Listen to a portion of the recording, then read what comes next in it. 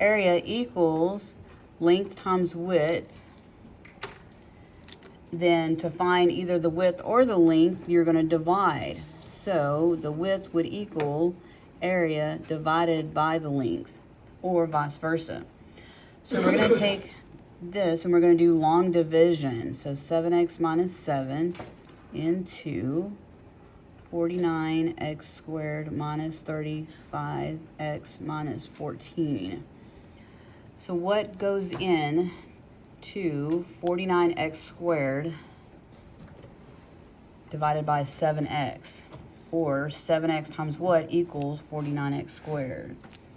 That would be 7x. 7 times 7 is 49.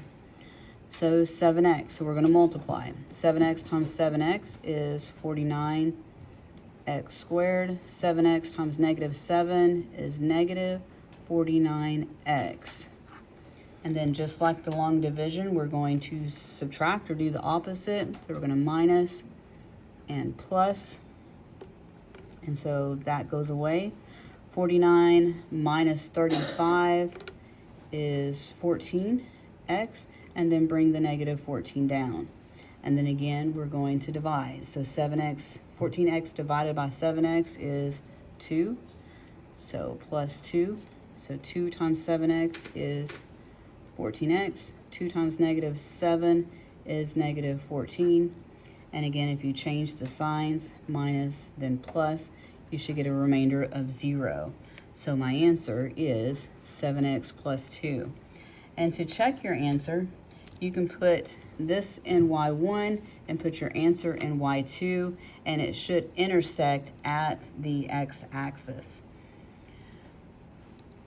Number 2, so you just bring this down. So you have 7x, so that goes here, 7x minus, actually plus the 2. And that's a drag and drop. Simplify. So when you're simplifying, it's just wanting you to do what it's asking you to do. So most of it's just multiplication. So use the box method.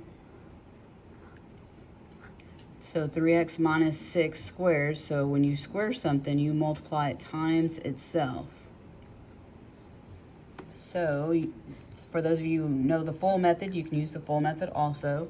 The box method just helps you to not forget your 4 terms. So 3x times 3x is 9x squared. 3x times negative 6 is negative 18x.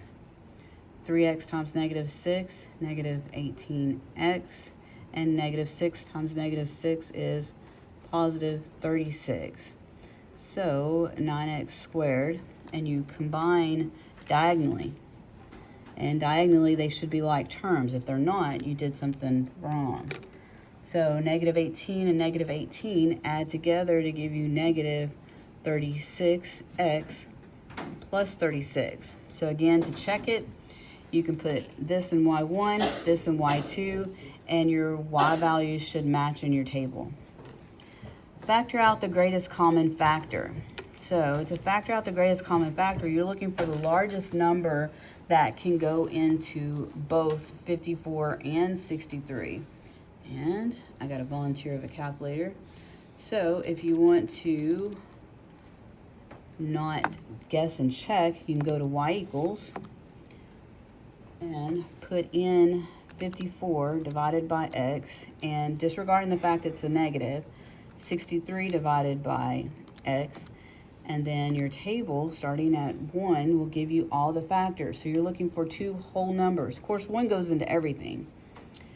So you're looking for, and of course, 2 doesn't go into 63 because 63 is not even. So 3 goes into both. So then you kind of look at 18 and 21. Is there something in 18 and 21? Well, there's another 3. So that means that 6 is a common factor. Nope. 9 is, though. 3 times 3 is 9. So 6 and 7. So 9 goes into both. So then let's keep going. So you're looking for 2 whole numbers. And these are decimals. So half of 54 is 27. So it's not going to be any more than half the number. So you don't have to go any further. So our greatest common factor, therefore, is 9.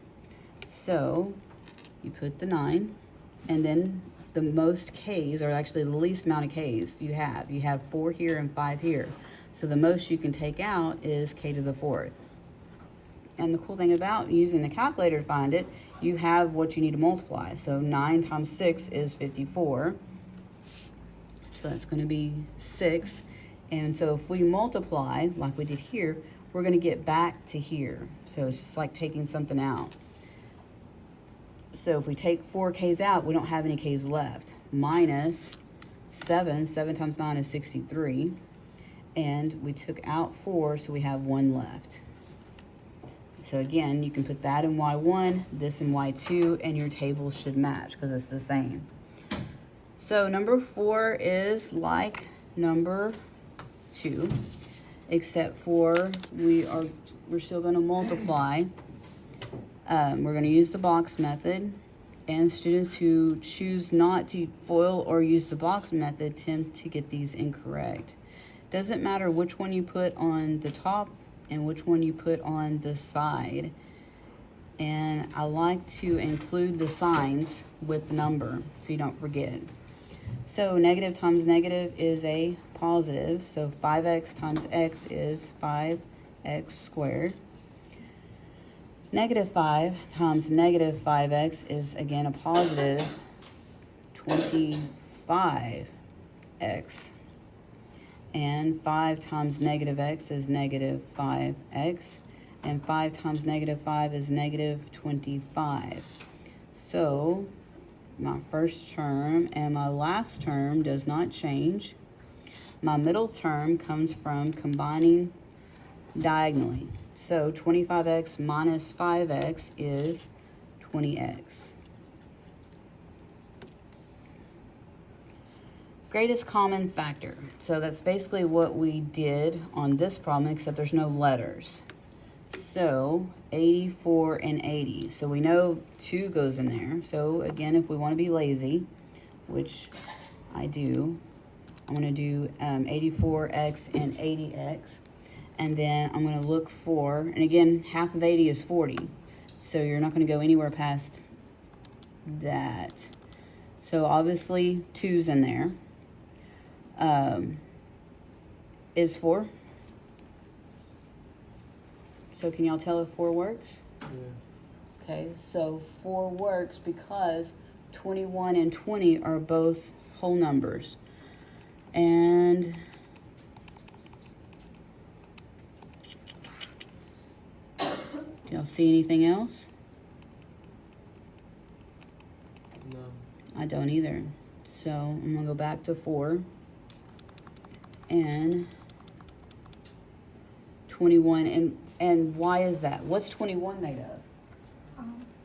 3 and 7. 3 and 7 are both prime numbers. Does 20 have a 3 or a 7?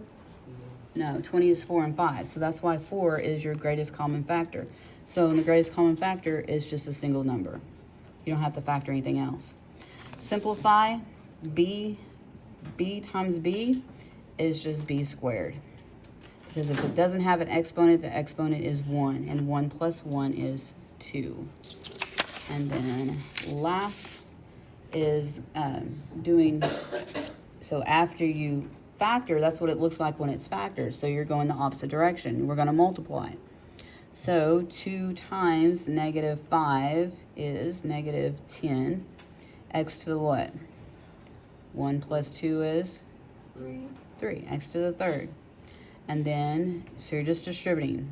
2x squared times negative 9 is going to be negative 18x squared. So what could they have pulled out instead of just 2x squared? What else did that have in common? They're both negatives, right? So you could have it would have got the same answer if they had taken out negative 2x squared. Both of these would have been positive. But that is your final answer. So if you put this in y1, this in y2, that's how you can check your answer.